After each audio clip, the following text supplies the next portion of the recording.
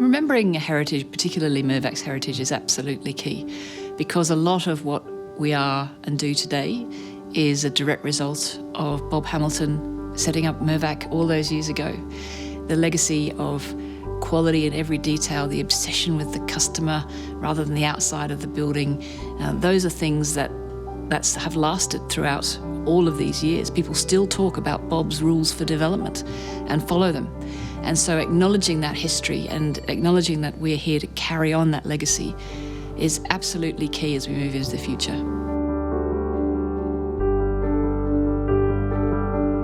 Henry Pollock and I started Mervvac in 1972. Prior to that, I had been an estate agent for about 10 years. That happened after I went to the university and started to do medicine, but unfortunately I came down with hepatitis after the first year, and I couldn't complete the year, and it took me a few months to get over that. When I finally did get over it, I had to fill in the rest of the year, and so I got a job selling real estate, and 59 years later I'm still involved in selling real estate. Then one day I met Henry Pollock. Henry was an architect, and he was building a couple of buildings down at Wollstonecraft. And I walked through these buildings and thought, boy, these are better than anything else I'd seen before. And so I walked into the building shed and met Henry. Subsequently, I managed to find a number of sites for Henry, and then I actually got the sole agencies for the buildings, and we built up a sort of a friendship. Mind you, all the years we worked together, it was a very business-like arrangement. He was the developer, and I was the agent selling his buildings and advising him on what to build. And then he said to me one day, well, why don't you put some equity into the buildings and we'll give you a share of the profits. We did about 3 buildings together, and at the last one we did together, we actually borrowed 100% of the money from a finance company on the basis that we'd give them 50% of the profits. AGC was the finance arm of the Westpac Bank, and they agreed to actually go in and form a joint venture with us. And they took a 50% equity, and we had a 50% equity. And so we had $1 million capital in 1972, and that's how we started the company. The girl in the lawyer's office came up with the name, and we once asked her how she found the name. She said it was the name of a racehorse that went very well for a long time, but then dropped dead.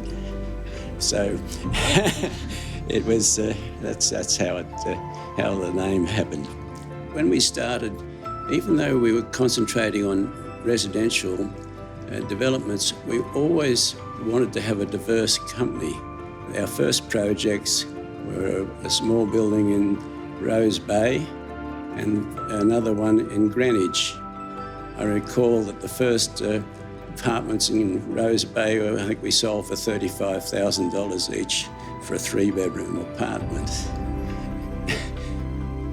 So I quickly realised that if we were going to build a successful company, we had to have people that complemented it and filled the gaps that we weren't good at. Compared to Bob and Dennis and Roger, I used to do all the tough stuff. Whenever there was something that needed a bit of butting or a bit of cleaning up, that was always me, as well as the other things that we did. But it was a wonderful experience.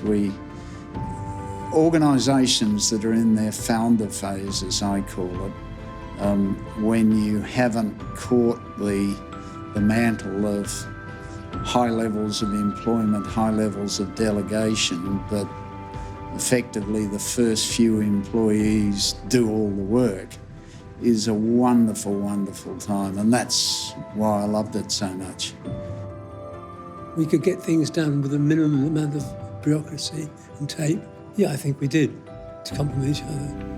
I think that was one of the reasons we were successful. Although obviously there is a hierarchy within an organisation, the four of us actually worked as a team. So Bob had his skills and his expertise, Barry had his skills and expertise, Roger had his, and I had mine.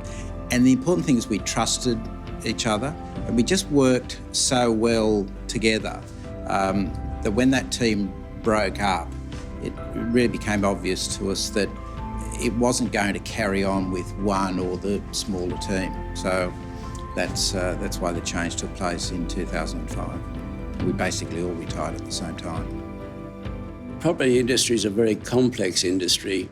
It's not just straightforward. You need a variety of expertise in different fields, and that's why we needed that range of abilities. And we continuously met together and discussed various problems, day-to-day problems. I've always believed in my own mind that what we did at Mirvac was to actually create a brand so that it wasn't simply a builder of home units, but when people bought a Mirvac unit, they knew exactly the product that was going to be delivered. We used to pride ourselves that virtually every development that we did, we had a third, half purchased by people that had previously bought Mirvac apartments, and they bought a Mirvac apartment because they trusted in Mirvac. I like to think we were successful because we were honest in a trade and a business that was fraught with difficulties, and we had a reputation, and therefore we got jobs that other developers might have missed out on. There was no doubt there was a really strong focus on understanding what the market wanted. So that came principally from Bob, because Bob was an young agent, but he knew very well how to read the market's wants. I spent all those years selling real estate as an agent, and I couldn't believe how bad the designs and the products were. There was very little thought into design, there's very little thought in quality, and when I started Mervvac, we wanted to have obviously an edge on the competition, and I realised very early that the way to do it was to concentrate on having a quality product, both in design and in finishes. It did have a good reputation then. It used to scuffle around in the renovation market of existing units, but the new product that it was producing, apartments and townhouses principally on the lower North Shore and the upper North Shore at that stage, and the eastern suburbs, it had a good reputation for doing things well. It wasn't all just easy going. We went through periods where you couldn't make any money out of property, out of actually building. So we used to go and buy old blocks of flats and do them up and strata title them and sell them. I recall in one year we actually remodelled 300 apartments. We made the grand total of $300,000 profit for the year after overheads. But in all the years we worked, we never had 1 year of losses right through from the time we started.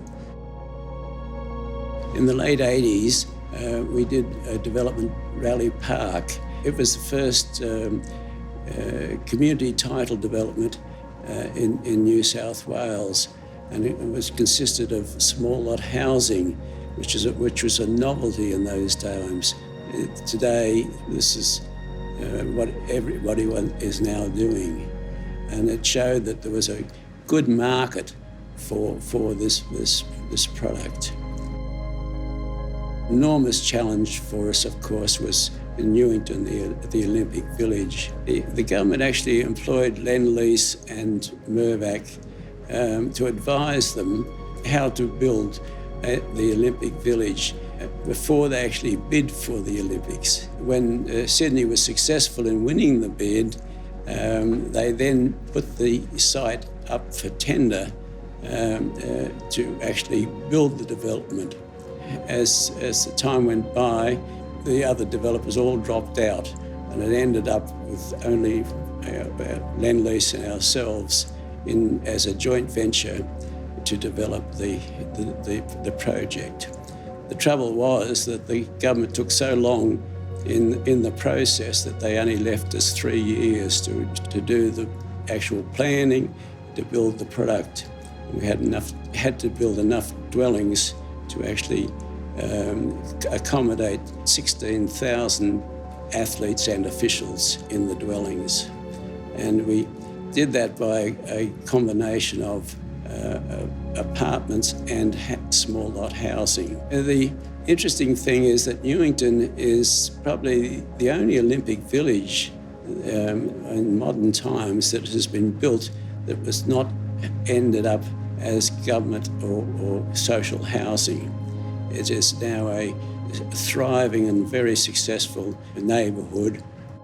Part of the government's bid for the Olympic Village was that it was going to be the Green Games, and so Newington, in fact, was the first solar-powered neighbourhood in the country. We had recycled water. Every dwelling had solar power. When I hear the name Mirvac, I think of quality of design, of a worthwhile product, and of people who, yes, of course one wants to make profits, but that they love what they do and what they actually produce. My father worked for Mirvac for many years as a salesperson. It was a part of my life from, he started when I was 1 year old at Mirvac, so it was definitely a big part of my life growing up. Earliest memory, I think I was around 7 years of age. My father was a site manager on a project at Willoughby called Castle Vale. It was a multi-stage project, and it wasn't uncommon for me to go to work on the weekends or in school holidays and accompany my father. So at that early age, I was exposed to construction, but probably more so exposed to the relationships that were building in the construction industry, and particularly Mirvac at that time, and the growth of the business. The Mirvac logo, the original Mirvac logo, is very embedded in my brain. I think you sometimes say your blood runs blue. That's how much around Mirvac I was.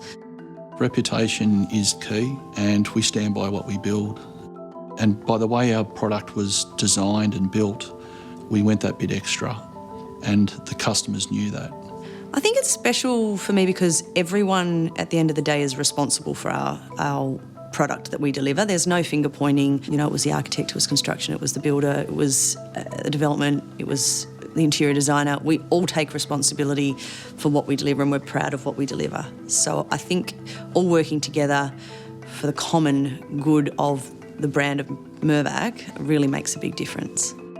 The benefit of the integrated model is that we can grab people from the different parts of our business, sit down and look very early on at a concept phase and with the prospect of what we can do on this particular site.